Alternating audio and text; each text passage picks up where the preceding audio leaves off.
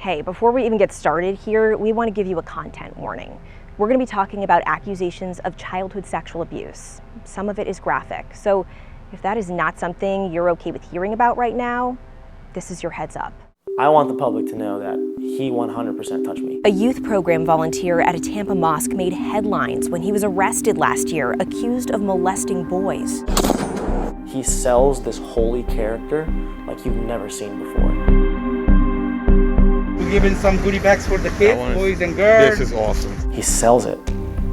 He sells it. We kept digging over the past 10 months, and we've uncovered there's a lot more to this story. Mr. Ghoneim, what do you have to say to the families? We found leadership at this mosque was told in 2017 and then again in 2020 about accusations that Ehab Ghoneim had inappropriate contact with boys in another state. It's like flag after red flag after red flag. But the mosque let him keep volunteering with kids anyway. We have nothing to hide. 7 boys have now come forward to police saying Ehab Ghoneim molested them. I have given him 11 years. You know, zip, no one's heard of me. I haven't said anything. Until now. Let's see what's brewing.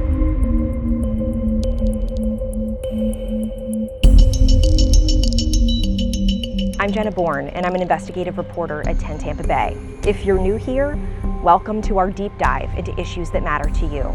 Make sure you subscribe so you don't miss an episode.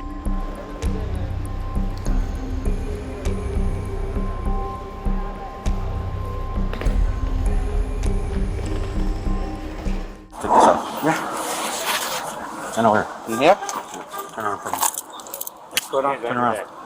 Hands behind your back. What's going on? You're under arrest. Before officers walked Ehab Ghoneim through the airport in handcuffs, I want to let you know that you have the right to remain silent. he was a volunteer with the youth program at the Islamic Society of the Tampa Bay Area.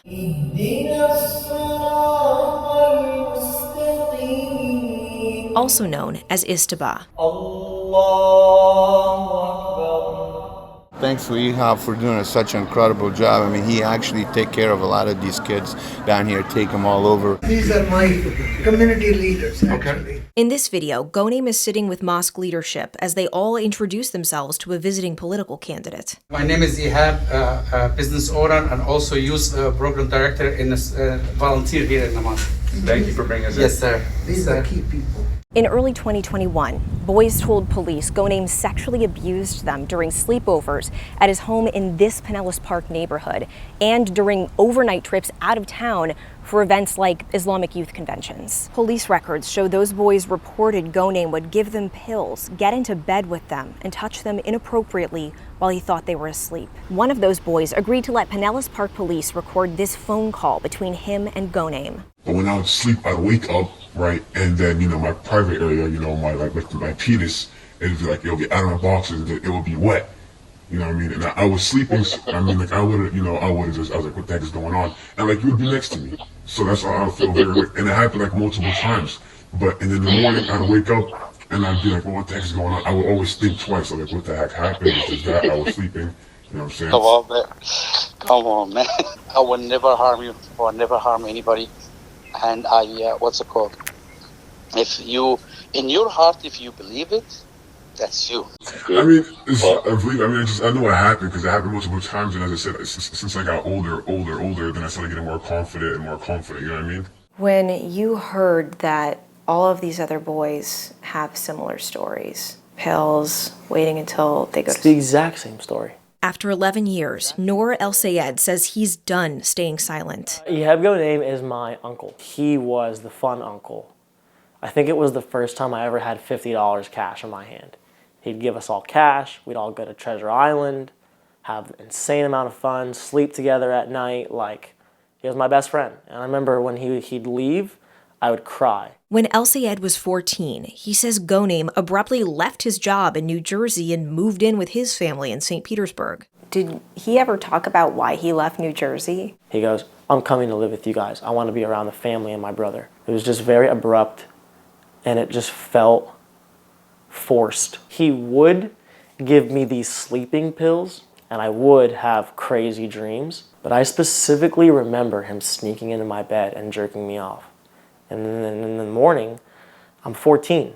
That's he stole my purity. Do you know any of the other boys who have come forward? No. The moment I heard what happened, I think selfishly right away I felt a form of relief, because you almost feel like you're vindicated. Oh, I told you this happened. But then the reality sets in that there's young men struggling. El Sayed's accusations are in police records, but Ghoneim hasn't been charged with molesting him. Ghoneim's arrest, which we showed you earlier, was connected to 3 criminal charges of unlawful sexual activity with a minor and 1 molestation charge. And there's a reason those are the only charges. A Pinellas Park police spokesperson tells me his agency can only recommend charges for the accusations that happened during sleepovers at his home in this Pinellas Park neighborhood. That spokesperson says other agencies are investigating. We showed up to Ghoneim's pretrial hearing in April to try to get his side of the story. Mr. Ghoneim, what do you have to say to the families?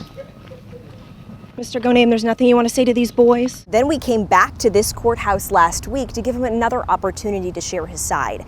After he saw us in the courtroom, he bolted into a bathroom, changed out of his suit and into different clothes, a different mask, sunglasses, and a hat. Mr. Ghoneim, why did you change clothes in the bathroom? Sir, there's nothing that you have to say about these accusations? Sir, your own nephew says that you molested him. Do you have anything to say about that? Sir, did you molest your nephew? Sir, why do all the boys have the same story?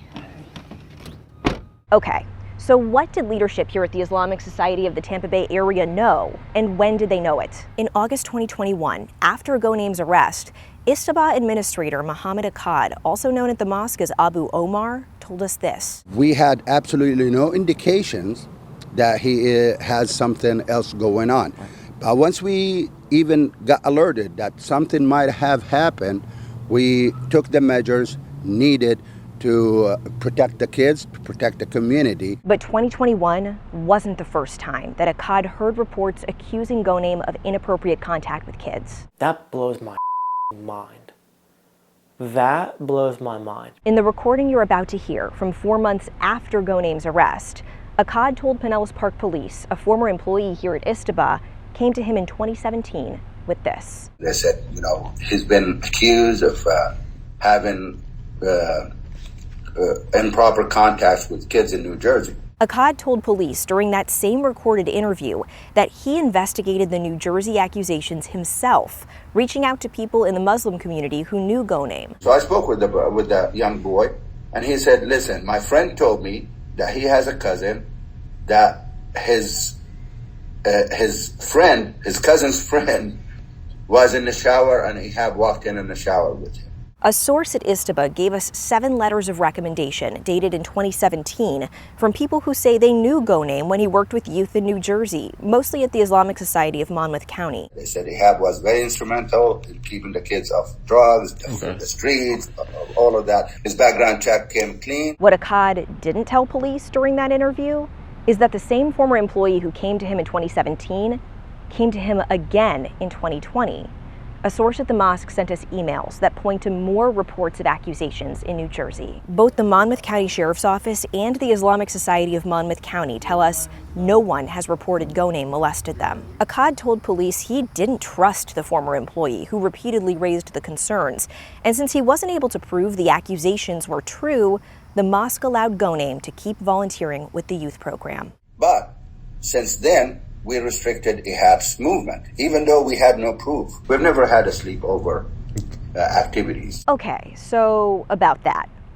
Akkad told police the mosque never authorized Ghoneim to do overnight trips or sleepovers, but he also told them that he and the 2 religious leaders here at the mosque, the imams, knew it was happening. Both imams send their kids with Ehab on trips. Me, myself, I sent my kid with him. He went with my son all the way to Miami. In that recording you just heard, Akkad also told police a group of adults came to him with accusations from several boys associated with the mosque in 2021.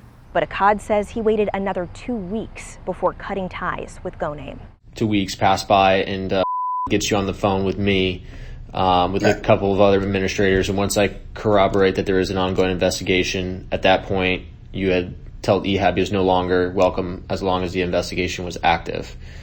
Absolutely. While we were outside recording video of Istaba for this story, Muhammad Akkad walked up to us. If there were accusations back in 2017, even if you looked into it, couldn't find evidence. Right. Don't you think that there was some kind of responsibility to keep this man away from children just in case? The accusation was made by somebody who this man was supposed to replace, so he had a motive. There's no story. If you want a story, we'll sit down and we'll talk about it. So we're pulling up for our interview with Muhammad Akkad. Akkad agreed to a sit-down interview a few weeks later. Yep, we just pulled up. Okay, I will see you soon. But he backed out after we showed up. Istaba, its two imams, and Ghoneim are all named in a civil lawsuit brought by one of the boys. The mosque and its leadership deny wrongdoing.